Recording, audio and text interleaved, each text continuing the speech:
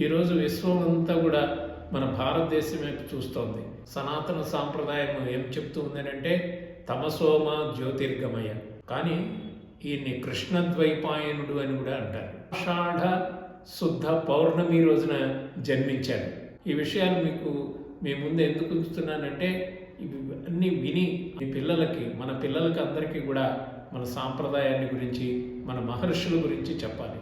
మన భారతదేశము విశ్వగురువు అని అందరి చేత పొగడబడుతోంది. ఇవి విశ్వగురువు స్థానంలో నిలబెట్టినటువంటి వాళ్ళు ఎవరు అని అంటే మహర్షులు. మహర్షులు అనేక మంది ఉన్నారు. కపిలుడు, కణాదుడు, వేదవ్యాసుడు, యాజ్ఞవల్క్యుడు, ఇలా చాలామంది ఉన్నారు.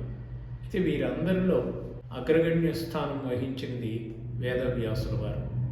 వ్యాసుడు అని ఎందుకు పేరు పెట్టారు అని అంటే వేదము అనంతంగా ఉండేటటువంటి వేదాలని విభాగం చేశారు. విభాగం చేశారు కనుక ఆయన వ్యాసుల వారు అయ్యారు.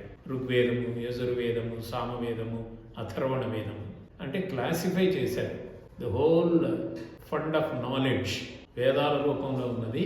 దాన్ని వర్గీకరించారు కనుక ఈయన్ని వేదవ్యాసులు అని పేరు పెట్టారు. కానీ ఈయన్ని కృష్ణద్వైపాయనుడు అని కూడా అంటారు. కృష్ణద్వీపంలో జన్మించినారు. ఈయన తండ్రి పేరు పరాశరుడు, తల్లి పేరు సత్యవతి. పరాశర సత్యవతుల యొక్క పుణ్య ఫలము వ్యాసుల వారు. వ్యాసుల వారు అనగానే మనకు గుర్తొచ్చేది ఏమిటి అని అంటే మనం రోజు చదువుకునేటటువంటి విష్ణు సహస్రనామం, భగవద్గీత. ఈ రెండు ఈయన రచించినటువంటివి. భగవద్గీత మహాభారతంలో ఉంది.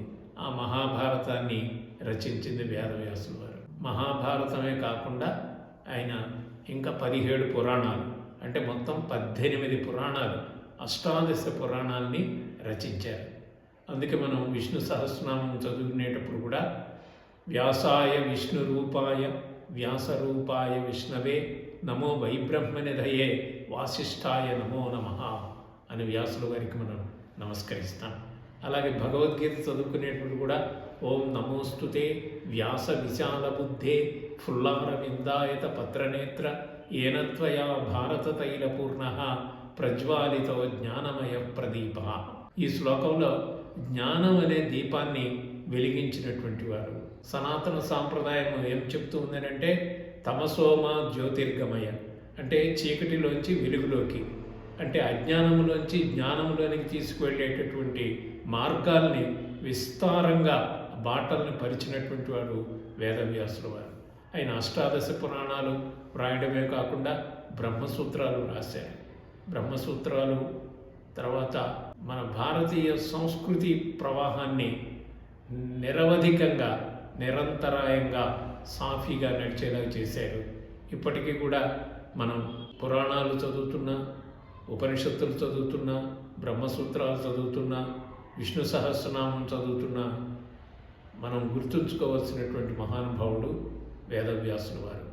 ఈయన నారాయణం నమస్కృత్య నరం చైవ నరోత్తమం దేవీం సరస్వతీం వ్యాసం తతో జయముదీరయేత్.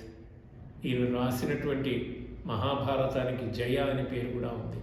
ఎక్కడైతే వ్యాసనామం చెప్పబడుతుందో, ఎక్కడైతే భగవద్గీత పారాయణ చేయబడుతుందో, ఎక్కడైతే విష్ణు సహస్రనామ పారాయణ చేయబడుతుందో అక్కడ జయం ఉంటుంది అని అంటుంటారు. వేదవ్యాసుల వారు ముందు రాబోయే మనుషులకి, ముందు కాలంలో రాబోయే మనుషులకు వచ్చేటటువంటి కష్టాల్ని నివారించడానికి, మనశ్శాంతిని పొందడానికి, శాంతియుతంగా జీవించడానికి అనేక ఉపదేశాలు ఆయన సాహిత్యంలో మనకి ఇచ్చారన్నమాట. అందుకే ఆయన గురించి చెప్పేటప్పుడు ఏం చెప్తారు, వేదవ్యాసుల వారిని ప్రార్థించేటప్పుడు పరాశర పుత్రుడు అని అంటారు. వ్యాసం వశిష్ఠ నప్తారం శక్తే పౌత్రమకల్మషం పరాశరాత్మజం వందే సుఖతాతం తపోనిధిం. వశిష్ఠుల వారి మునిమనుడు వశిష్ఠ నప్తారం, శక్తే పౌత్రమకల్మషం, శక్తి అనే మహర్షికి ఈయన మనవడు, తర్వాత పరాశర మహర్షికి ఈయన కొడుకు, తర్వాత సుఖ మహర్షికి ఈయన తండ్రి. అలాంటి వ్యాసులకి నేను నమస్కరిస్తున్నాను అనేటటువంటిది. అంటే మొత్తం చూడండి, వాళ్ళ యొక్క అనువంశికంగా అందరూ కూడా మహర్షుల యొక్క సాంప్రదాయము. అందుకనే ఆ మహర్షుల యొక్క సాంప్రదాయంలో ఉద్భవించినటువంటి వ్యాసుల వారు విశేషమైన కృషి చేసి అష్టాదశ పురాణాలు ఇచ్చారు.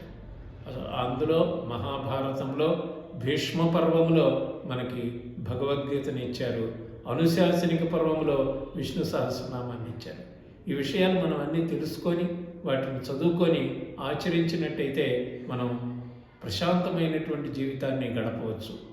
ఈ విషయాలు మీ ముందు ఎందుకు ఉంచుతున్నానంటే ఇవి అన్నీ విని మీ పిల్లలకి, మన పిల్లలకి అందరికీ కూడా మన సాంప్రదాయాన్ని గురించి, మన మహర్షుల గురించి చెప్పాలి. ఈరోజు విశ్వం అంతా కూడా మన భారతదేశం వైపు చూస్తోంది.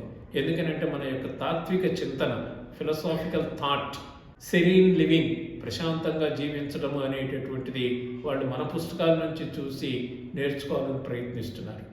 అలాంటి తరుణంలో మన పిల్లలకి మన మహర్షులు, ముఖ్యంగా వేదవ్యాసులు వారి గురించి చెప్పవలసిన ఆవశ్యకత ఎంతైనా ఉంది.